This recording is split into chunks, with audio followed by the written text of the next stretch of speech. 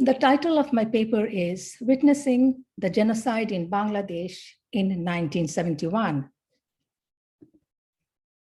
My paper is based on 4 research methods: qualitative method, grounded theory, autoethnography, visual sociology, primary and secondary sources. So the qualitative method is based on the grounded theory, and it is based on 6 interviews of my family members. 4 of them are my extended family members, and 2 are my immediate family member. My maternal uncle, Mahmudur Rahman Belayat, my auntie, Farida Khanam Shaki, my another uncle, Iqbal, cousin Imran, and my mother, Dilafroz Mateen, and my brother, Irfan Shahabul Mateen. So from their interviews, I gathered the data. In grounded theory, the data is very important because the data speaks for itself and it gives a very good research insight. For the second methodology, it is autoethnography, and that is a researcher's personal story and observation, where I will share my observation of the genocide in Bangladesh in 1971. The third methodology is visual sociology, which is basically the images that enhances the argument of the research paper. And finally, the primary and secondary sources. For the primary sources, I depended on the archival items and newspaper items. And the secondary sources has been the publications of the academics such as Ronak Jahan, Afsan Chaudhry, Abdus Samad, Meghna Guha Thakurta, William Schendel, and other scholars.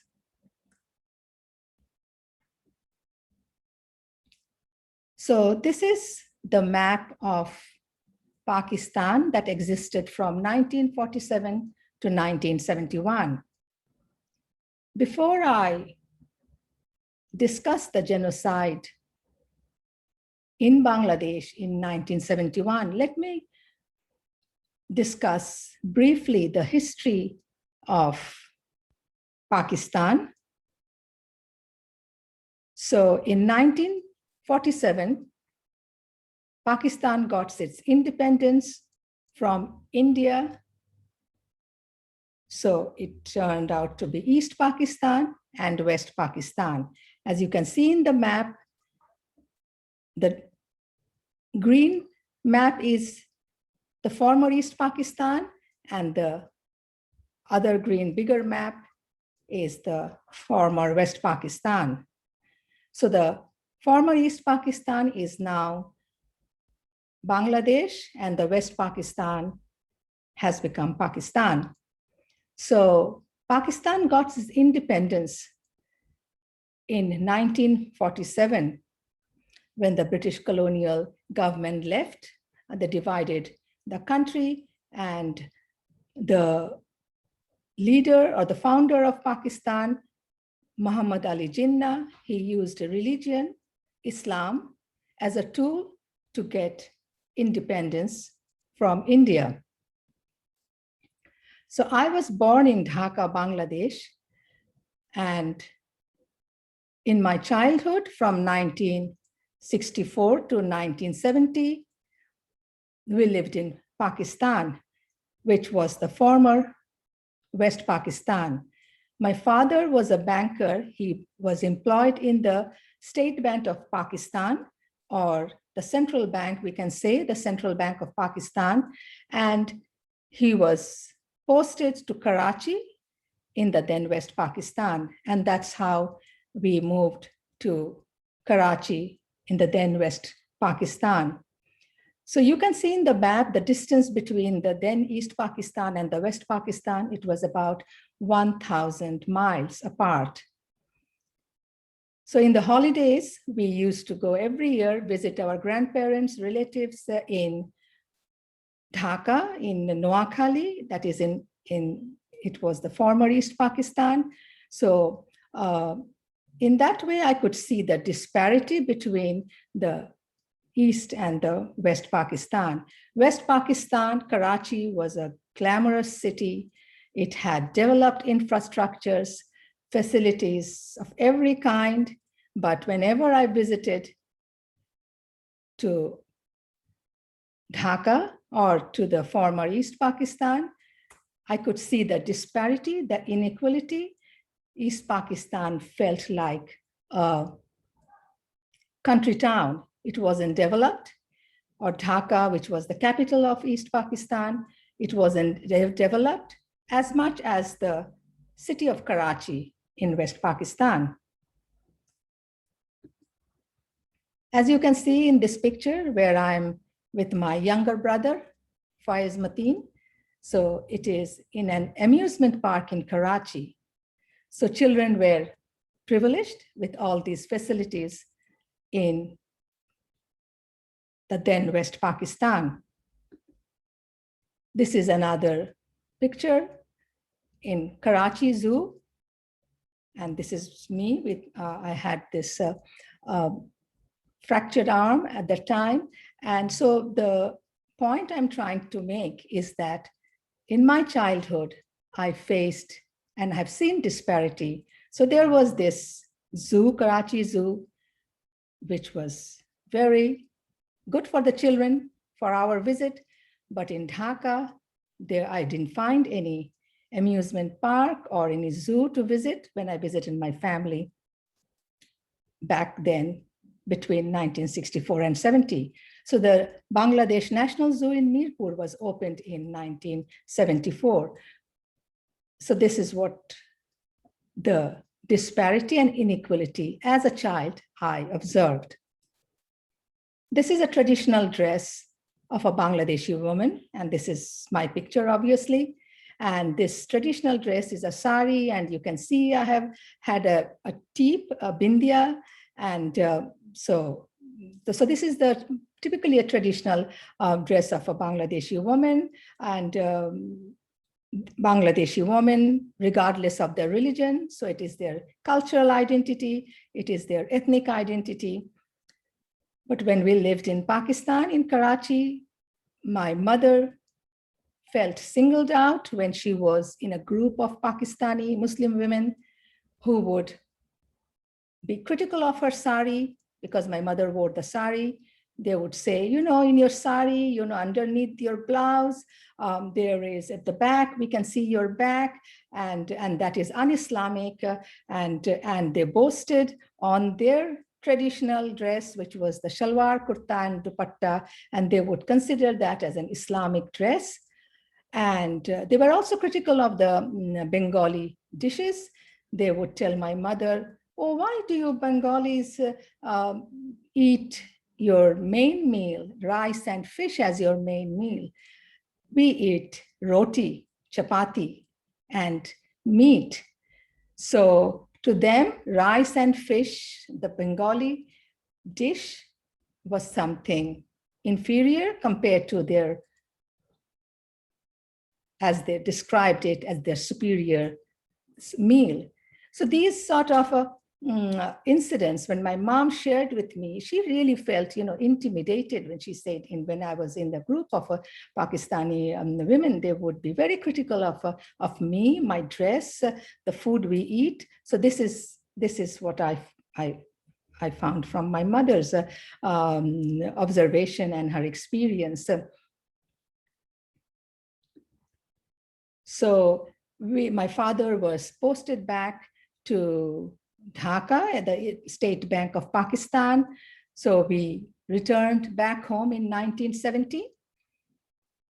And at that time I was in grade 8 or year 8, still, you know, big enough to understand the situation. So in 1970, in November, there was this cyclone known as the Bhola cyclone, and it killed more than 500,000 people.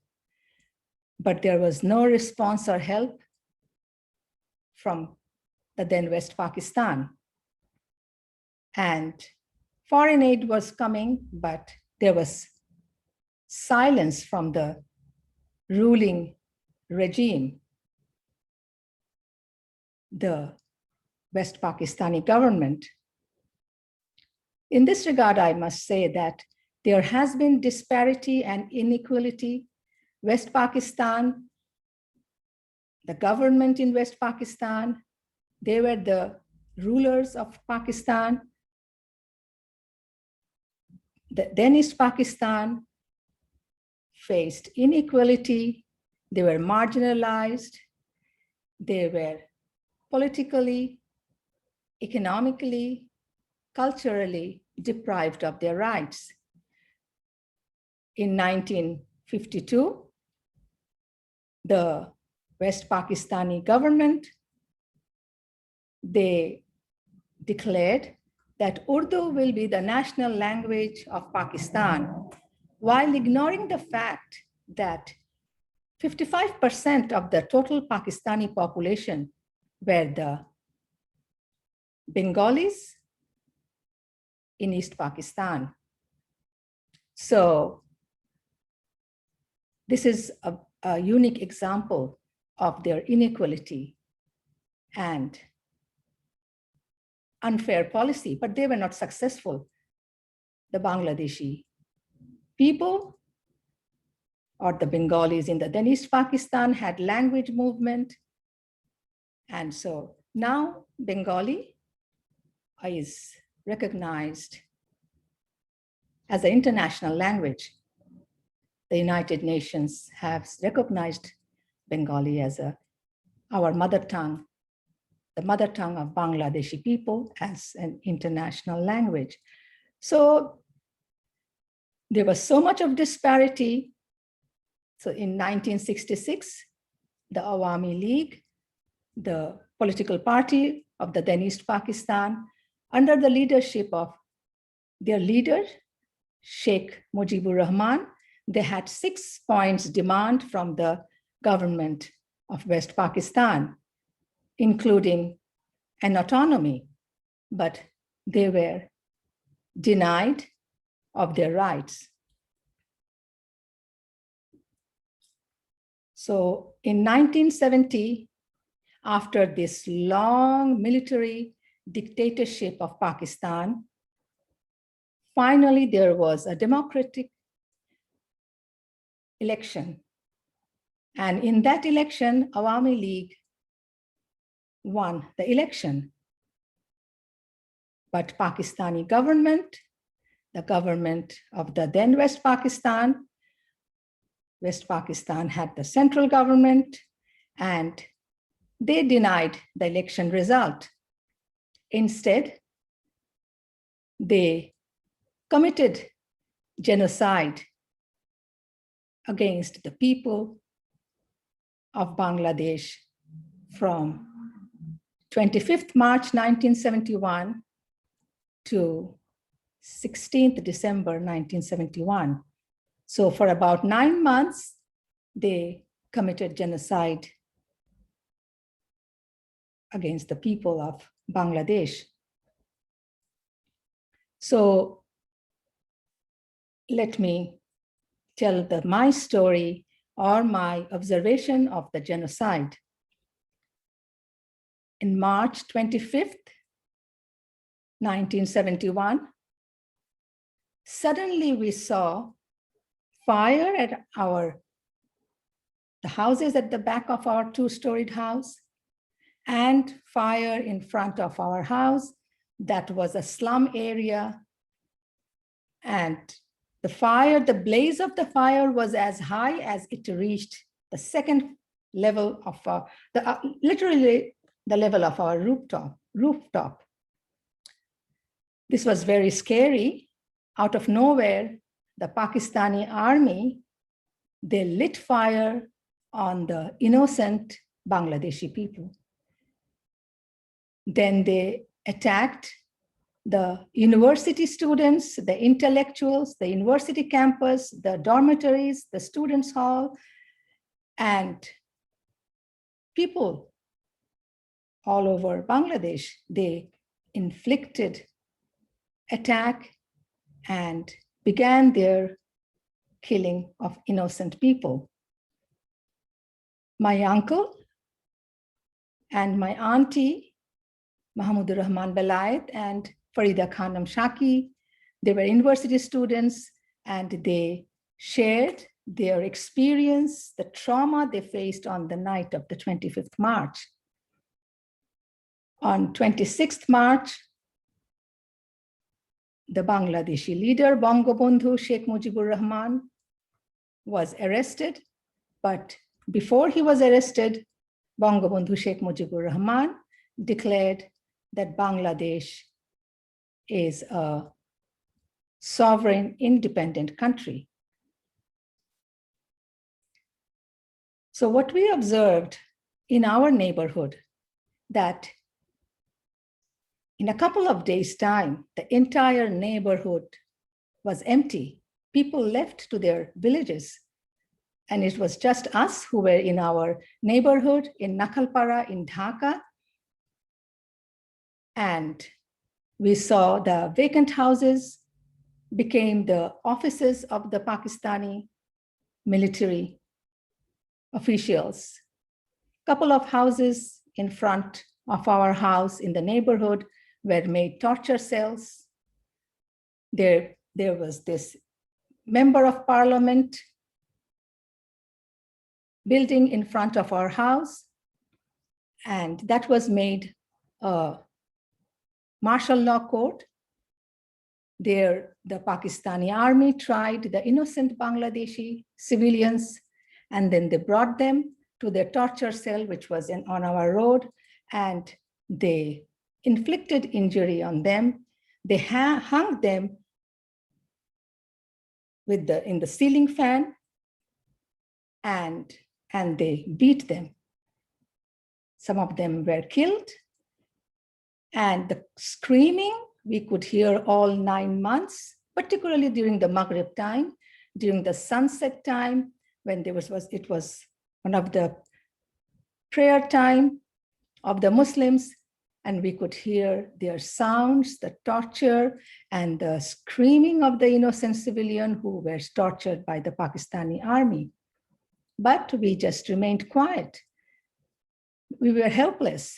And still today I can hear that sound, the torture, the beating, the screaming of those innocent Bangladeshi civilians. The Pakistani army also had their booth at the end of the road, which was this was our house. Then we went to this another road, and that road was adjoining the main road, and they would regularly check our car, the booth of our car, every time we crossed them or we passed them. And my father could speak fluent Urdu, and perhaps they may thought he's one of us because of the language, like one of the Pakistanis. And so perhaps they did not give him a tough time. But my father was always worried of his two sons because one of us, my elder brothers, one was going to the college and the other was in the high school. So my father was worried that they would be considered as suspects of being the freedom fighters, or they would be tortured or kidnapped by the Pakistani army. So my father, what he did, he asked my elder brother to leave the college and join and join a bank. So my eldest brother, who was a college student, he became a bank teller. And my second brother, who was pretty well built, and he was, my father wanted to send him to join the Mukti Bahini, or the freedom fighters, with my uncle, but my uncle said that we will be resorting to guerrilla warfare, and your son has allergy. My brother had allergy of sneezing. So if he sneezes in our action, it will be it will hamper our operation. So and for his health ground, he could not join the Mukti Bahini or the Liberation War. So when the Pakistani army started this genocide, many people from Bangladesh, many Bangladeshis left for the to India to get the training of freedom fighting or Mukti Jodha, as I said. So then my father sent my second brother, Irfan Shahabul Mateen, to Karachi, to my uncle's place for safety, and it cost money. It wasn't a very easy decision, and so the entire 9 months, my parents were in agony. My mother said that during when I was in the school, they used to come frequently in our house. And I also remember they came in the afternoons and the evenings, anytime, to use our phones. So my mother says that perhaps our house was under surveillance of the Pakistani military. So this 9 months we really lived in, my parents particularly lived in very anxiety. As the Pakistani army or the Pakistani military government was continuing their genocide on the people of Bangladesh, the Pakistani journalist Anthony Mascarenhas, he visited Bangladesh in June, and he interviewed many Pakistani military officials. And for 10 days, he was in Bangladesh. Then he went straight to England, and in the Sunday Times, UK Sunday Times, he published his article and the report, Genocide in Bangladesh. And that's when for the first time, the world came to know about what was happening in Bangladesh. He was told by many Pakistani military officials in Bangladesh that we will eradicate, exterminate, kill the Bangladeshis, and as long as we can, and we will make Bangladesh, they termed it East Pakistan, a colony, if necessary, for the next 30 years. So the genocide in Bangladesh continued from 25th March to 16th December. It resulted in the deaths of about 3 million Bangladeshis, including Muslims, Hindus, political activists, students, professionals, business people, rural and urban people, and women. Pakistani soldiers raped between 200,000 and 400,000 Bangladeshi girls and women. So according to the 1948 United Nations Genocide Convention, genocide is the intention to destroy in whole or in part of an ethnic, national, or religious group. And my research finding shows that the Pakistani military government's intention was to destroy in whole or in part of an ethnic and religious group in Bangladesh from March 25 to 16th December 1971. They targeted the ethnic group, the Bangladeshi ethnic group, the religious group. They targeted the Hindus. They raped, Pakistani army raped many Bangladeshi women. And the personal accounts that I collected from my relatives speaks of the ordeal and trauma of the Bangladeshi people. They lumped all the people together. They considered the Bangladeshi people as the Hindus, and they would indiscriminately kill people, be it Muslims or Hindus, but they specifically targeted the Hindus. They assaulted the Hindus, they assaulted the men, they asked them to get undressed to find out whether the person is a Hindu or a Muslim. So there was humiliation, there was assault, there was vilification, there was indiscriminate killing of the Bangladeshi people, regardless of their religion. So this is the map of Bangladesh, and you can see the districts, Dhaka district, Kumilla district. So we lived in Dhaka. My uncle and auntie, who later became, and my extended family members who later became the freedom fighters, they went to particularly my auntie and uncle Belayat and auntie Shaki. They were in Dhaka. Then my uncle came to our house in Dhaka after this in the late March because the Pakistani military, they had curfew in the night of 25th and 26th March. I think they lifted the curfew on the 27th. My uncle came to our house and he shared all his experience, how he was chased, how they ran away from the campus. And on the 27th of March, when the curfew was lifted, they saw the roads with dead bodies. And when they left for Noakhali, which is, you can see in the map, there's a Kumilla district. So underneath, this is the Noakhali district. And so they went to Noakhali, but on the way they saw, dead bodies in the ditches, dead bodies in the rivers floating. And that's what the Pakistani army did. That's how they committed this genocide on the people of Bangladesh. So my uncle shared his experience, and then he left. He stayed with us, and then I think in the early 1st or 2nd April, he left for Noakhali, and it was a difficult journey. Then they left for India, and my auntie said that how the Razakars, the collaborators who joined with the Pakistani army, they were Bangladeshi people, and how they destroyed and lit their houses in Noakhali into fire. And so this was the descriptive information I got from my family members.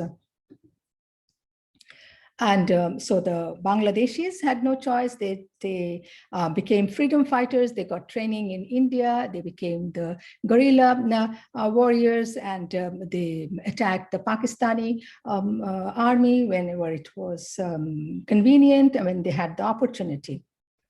So these are some of the pictures of the freedom fighters, and I'm grateful to the Liberation War Museum of Dhaka, Bangladesh, and that's from where I got all these images, most of the images for my research. And as I said, images do add to the arguments of the research topic, and it is, the visual effect is very important for a research paper. So here in this picture, it is compliment from my auntie Farida Shaki. So from the right, the second and the third, if we go to from the left, then you can see the person in not the last person, the person next to the woman next to the last person, and by her side is her sister Alia. So they were became the freedom fighters. They got the training in India, and they were trained by 2 majors, as you can see in the slide. So this is how the Bangladeshi freedom fighters fought their guerrilla war. And in the interviews, I also found sometimes when there was this army officials in the village, the Pakistani army, people would hide in the water, under the water, or in marshes, or in the plants, and they would just, perhaps for 24 hours, they would just stay underwater to save themselves from the attack of the Pakistani army. So this is another destitute condition of many women, and from the interviewees also, I heard that the women went in their one sari, one clothing, nothing else, and they just could swim and have a shower in the pond, and they just wore the same sari. And so this is what has happened during the genocide period were committed by the Pakistani army on the Bangladeshi people. So Bangladeshis were uprooted from their home. They were tortured for 24 years. They were marginalized. They were unequally treated, and now this is and then they denied their election results, and now they they committed genocide against the Bangladeshi people. And by the way, I should also mention, when I was in Karachi in my childhood, I had friends who belonged to very affluent Pakistani, Urdu-speaking Pakistani family. One of my friends belonged to the 22 rich family, known as the richest family of Pakistan. So I visited their home because she was my friend. They had their own private jets. They also took us to gave a ride, me and my siblings, and their house was palatial, mansion. So this is, again, you see the disparity, what I witnessed between the then East and the West Pakistan. So as I said, there were collaborators, Al-Shams, Al-Badr, Razakars, some Biharis. They became friends with the Pakistani military forces, and they were a part of the, committing the genocidal crime against their own fellow countrymen. And so women were raped, of course, including some Bihari women were also raped, and some Biharis also had faced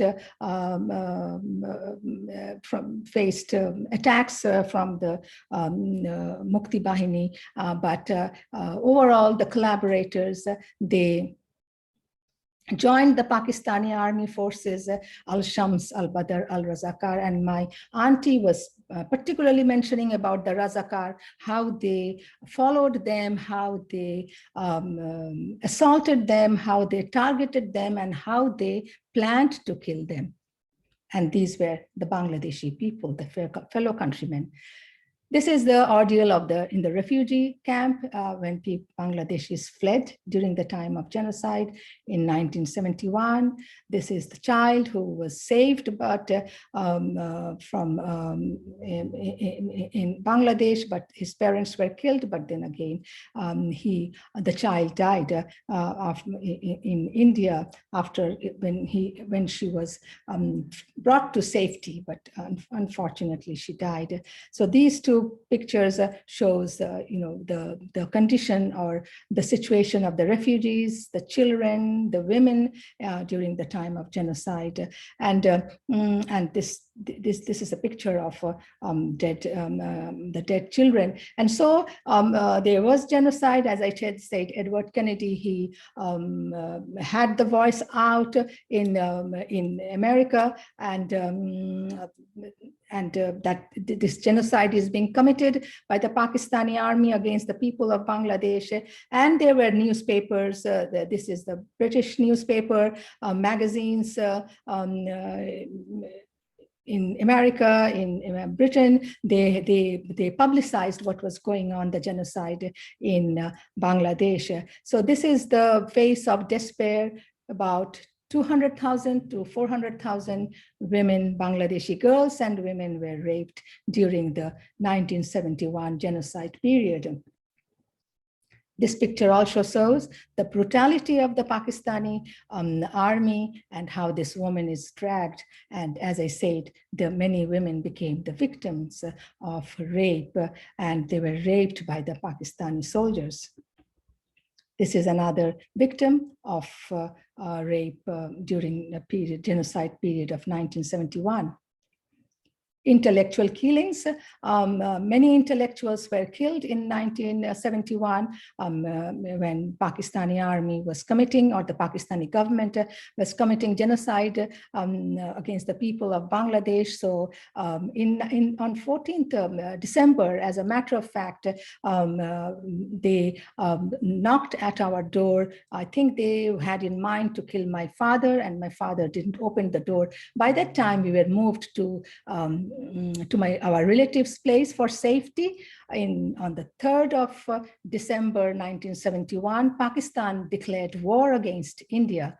And so there was this fight between India and Pakistan in the then West Pakistan, and India also, the air forces particularly, they helped the Bangladeshi people. They attacked the Pakistani military, and there were air fights and dog fights. We could see it was really open on the sky. And so finally, the Pakistani army in Bangladesh, they surrendered on 16th December 1971, and that is known as the Victory Day.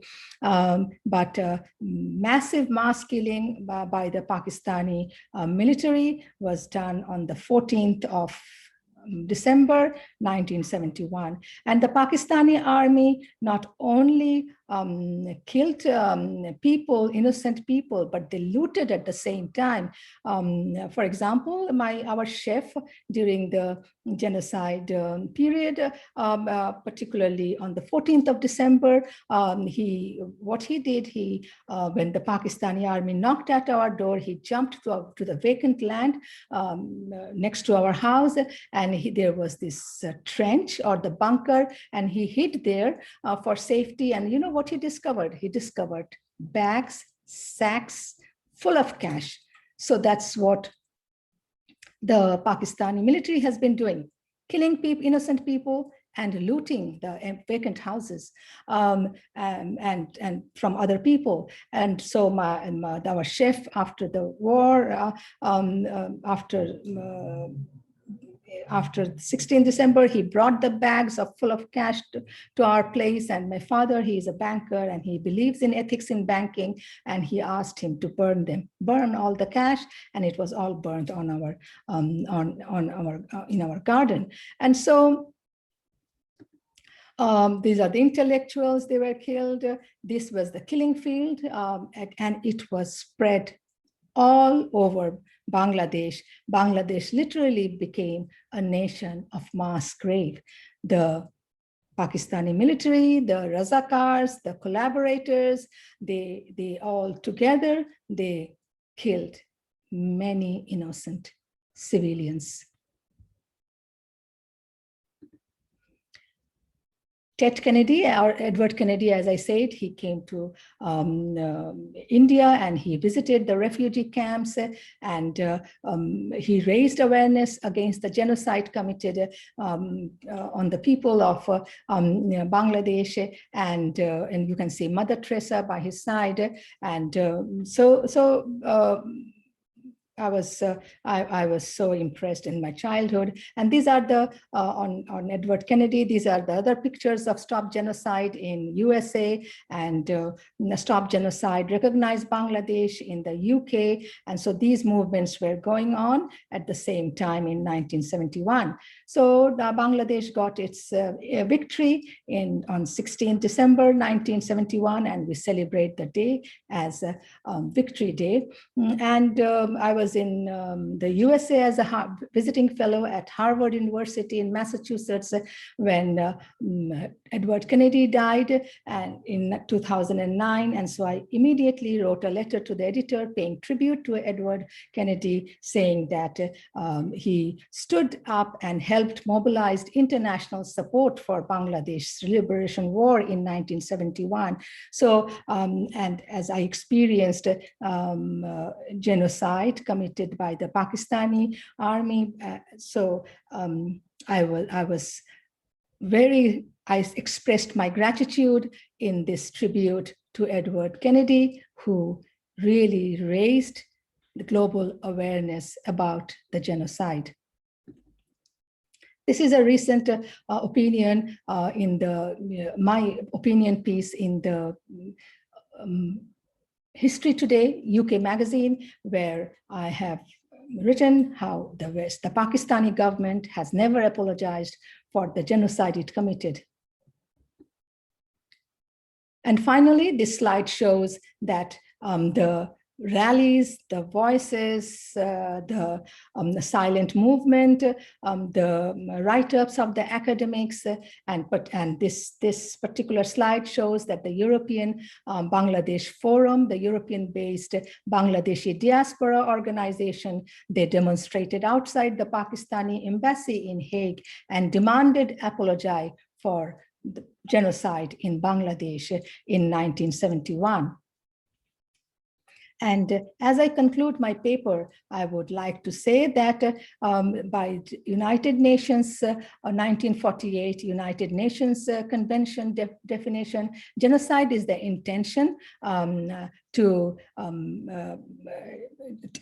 genocide is the intention to destroy a national, ethnic, racial, or religious group, either in whole or part. The Pakistani military government in 9 months in 1971 killed about 3 million Bangladeshis, and the Pakistani soldiers raped between 200 to 400 Bangladeshi girls and women. So according to the definition, the intention to destroy an ethnic group or a religious group or a national group is genocide. And it's the 50th anniversary of Bangladesh independence. It is time that the United Nations recognize and acknowledge that the Pakistani government has committed genocide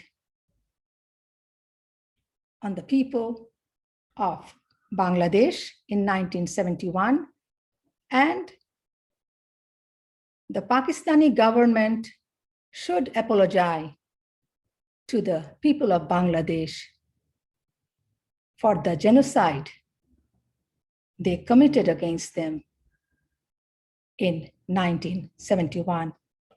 Thank you.